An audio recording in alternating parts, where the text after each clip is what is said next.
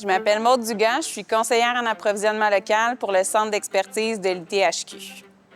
La Stratégie nationale d'achat d'aliments québécois, qu'on appelle la SNAC, c'est une directive gouvernementale mise en place par le MAPAQ qui vise justement à augmenter l'apport des achats d'aliments québécois dans les institutions publiques québécoises. Les secteurs priorisés par le MAPAQ, c'est l'éducation, l'enseignement supérieur et la santé et les services sociaux. Présentement, le besoin des institutions publiques, c'est d'avoir des légumes qui sont transformés. En ce moment, on observe beaucoup de surgelés importés d'ailleurs et on voudrait encourager les institutions à ce qu'ils achètent du pré-transformé frais du Québec. Je m'appelle Ariane Charon-Bigra, je suis nutritionniste et spécialiste en activité clinique. Je travaille au niveau régional et un de mes mandats, c'est tout le dossier de l'approvisionnement local. Au CIS des Laurentides, on fait des évaluations de satisfaction auprès des résidents qui sont hébergés, puis on voit qu'il y a une demande d'avoir plus de légumes frais au niveau de nos menus. Par contre, c'est sûr qu'il faut réduire un petit peu les enjeux qu'on vit présentement, puis trouver des opportunités pour faire des partenariats. Je m'appelle Philippe Saint-Vincent, je suis chef de secteur au service alimentaire de l'hôpital de Saint-Jérôme, secteur production. Au secteur de Saint-Jérôme, nous servons 3000 repas par jour, 1000 déjeuners, 1000 dîners et 1000 soupers. Un des principaux enjeux d'introduire des légumes frais dans notre chaîne de production serait, dans le fond, de trouver des producteurs locaux en mesure de distribuer les produits à travers le territoire des Laurentides et à longueur d'année. Le principal avantage de servir des légumes frais précoupés à nos patients serait d'optimiser, dans le fond, la qualité organoleptique de nos recettes et aussi d'en améliorer l'apparence. Légumes frais beaucoup plus éclatants que légumes congelés. Nous pourrions aussi optimiser nos modes de cuisson. Par exemple, c'est beaucoup plus difficile de faire caraméliser un oignon qui est gorgé d'eau versus un oignon frais. On constate sur le terrain qu'il y a de l'ouverture pour les légumes frais précoupés. Il s'agit juste d'adapter vraiment les menus surgelés vers le frais. Donc, c'est un service qu'on leur offre depuis tout récemment pour pouvoir les aider à augmenter leurs achats locaux, encore une fois. Alors, je m'appelle Étienne Huot, je suis professeur ici à l'ITHQ pour différents cours de cuisine au niveau collégial et je suis aussi chef consultant pour le Centre d'expertise de l'ITHQ. J'ai été approché un peu pour créer des recettes classiques d'institutions, puis leur donner une touche vraiment plus locale en utilisant des légumes racines précoupés dans ces recettes-là. Pour moi, c'est vraiment important, des recettes en institution, de leur apporter quelque chose de réconfortant. Alors, qu'est-ce qu'on a fait? C'était, exemple, la soupe classique bœuf et orge. Mais moi, je l'ai fait avec de l'avoine nue, des légumes racines, carottes, panais. J'ai fait une minestrone à la québécoise, mais avec des légumes racines.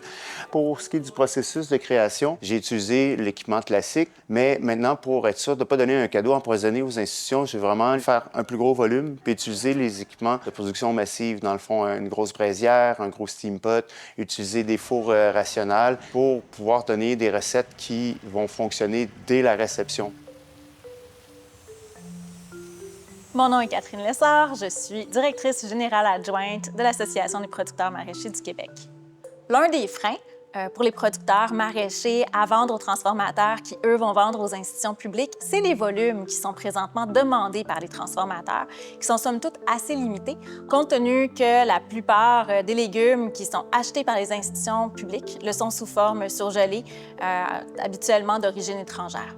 On a fait, dans le cadre de notre collaboration avec la SNAC, une étude où est-ce qu'on évaluait quelle était la demande en légumes des institutions publiques versus quelle était l'offre disponible des producteurs maraîchers québécois.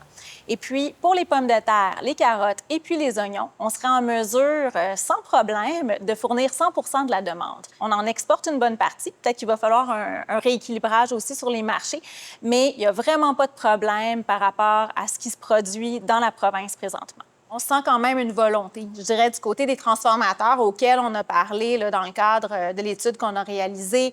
Du côté des producteurs, il y a une volonté à avancer là, puis mieux s'organiser. Tout ça dépend aussi de la volonté des institutions publiques à accroître les volumes et puis à les rendre plus réguliers. Je suis Catherine Lefebvre, copropriétaire des fermes maraîchers L & L, situées à Saint-Michel, en Montérégie-Ouest. On est producteur de betteraves, courges et choux. Le premier enjeu que je vois là, pour les producteurs québécois, c'est de savoir la demande pour, après ça, être capable de travailler avec le transformateur pour être capable d'offrir vraiment ce que les institutions ont besoin.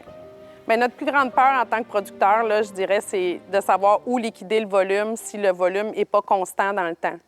Si on se fait donner des premiers volumes au début, puis qu'à un moment donné, ça change tout ça, bien nous, il faut être capable de repasser ces volumes-là, de les revendre sur le marché frais. Puis là, ça vient tout briser les marchés. Fait que c'est ça notre plus grande peur, c'est les volumes.